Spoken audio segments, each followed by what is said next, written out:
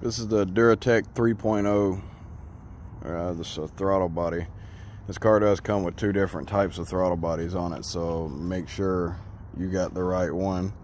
This one is coolant heated, so the steps so far to be able to take this off, it's not going to matter if you disconnect it with the battery being on, because the throttle body is bad on this one specifically.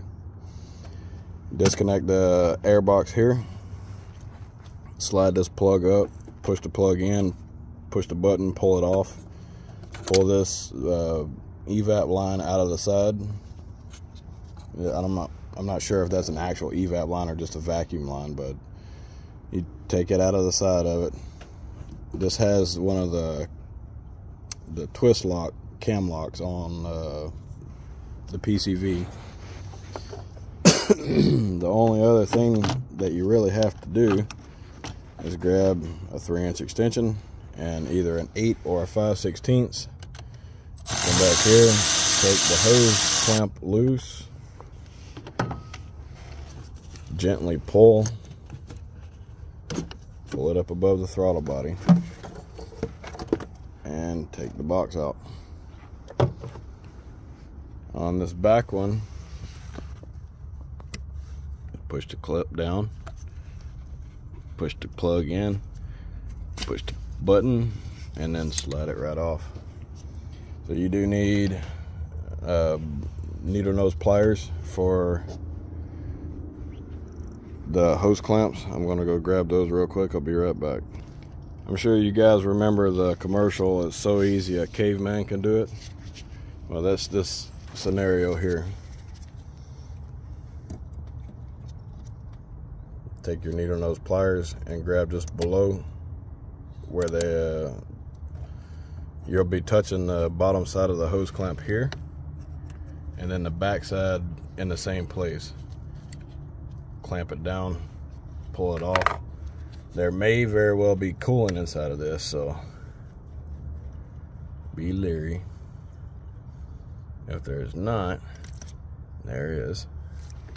So it is under pressure right now.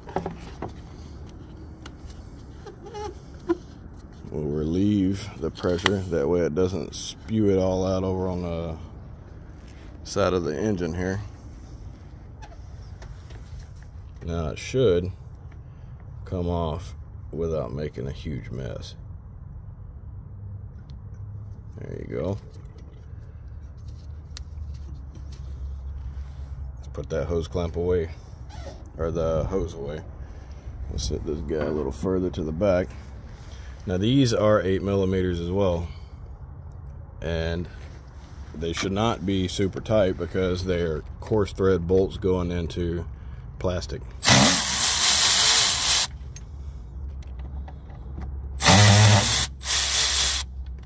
That one was a little tight.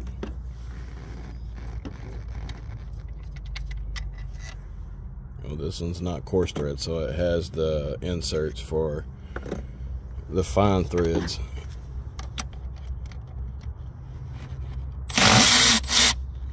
Now once you get all these bolts out, you'll be taking the bottom hose clamp off, and it connects to this hose that's right here.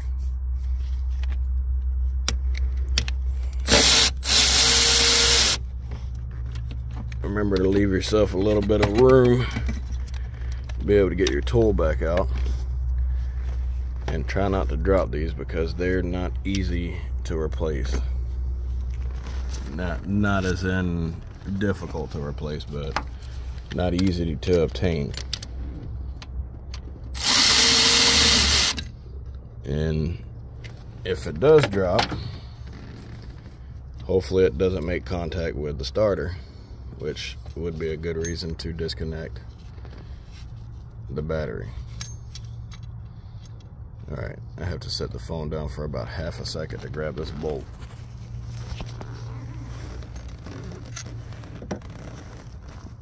Okay, bolt's out. Now then, you should have more than enough room to get to this other one. Inspect the seal while you're here. If you need to get a seal, now would be the perfect time to replace it. This seal still looks good. It didn't have a vacuum leak. This one, the throttle position sensor went bad inside the side of the throttle body, but simply because this is fly-by-wire. On this particular hose clamp, you don't really have a whole lot of room to grab it the same way that I grabbed the first one. So just grab it by the ends here, simply because it's facing upward. Set the phone down for just a second to take this hose clamp off, and then I'll put the other one on. And make sure to remember exactly how it goes back on. So transfer that hose over to here, put the hose clamp back on, route it back over into its home, put your other hose clamp on, and then bolt it down. Alright, give me a second, I'll be right back.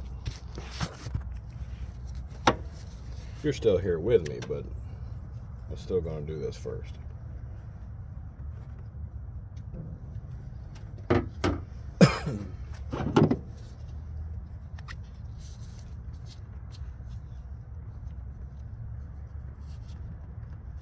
So this hose clamp that I just took off, you can put it back on by hand. It's not a very stiff hose clamp. I'm gonna hang one bolt and then pick the phone back up just so you can watch till the end.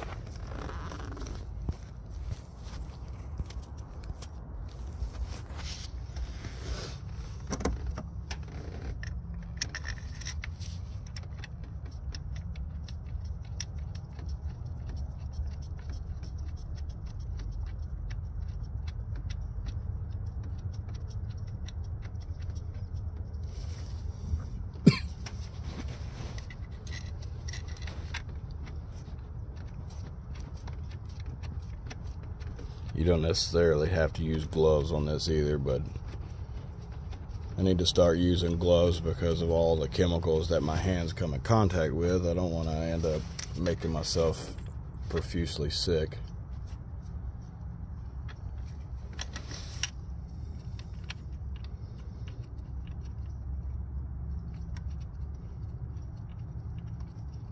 Alright, so these bolts are officially started. You do want to torque them like you would torque a 4-lug wheel.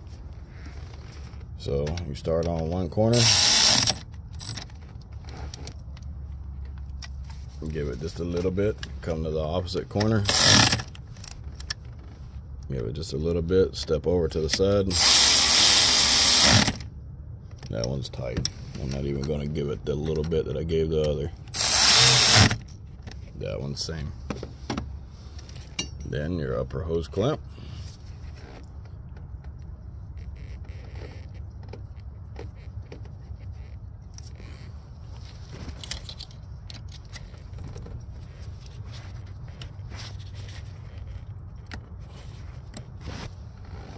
Alright, and it's pretty much done.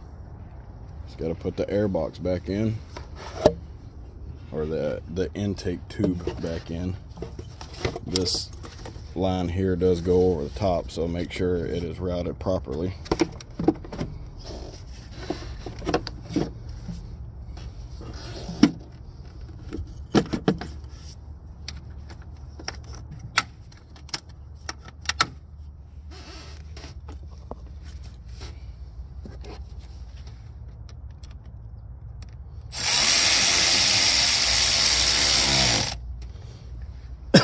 Just to keep from fighting with it, put this end portion of the air box in, and then tighten the worm screw, and then you're done.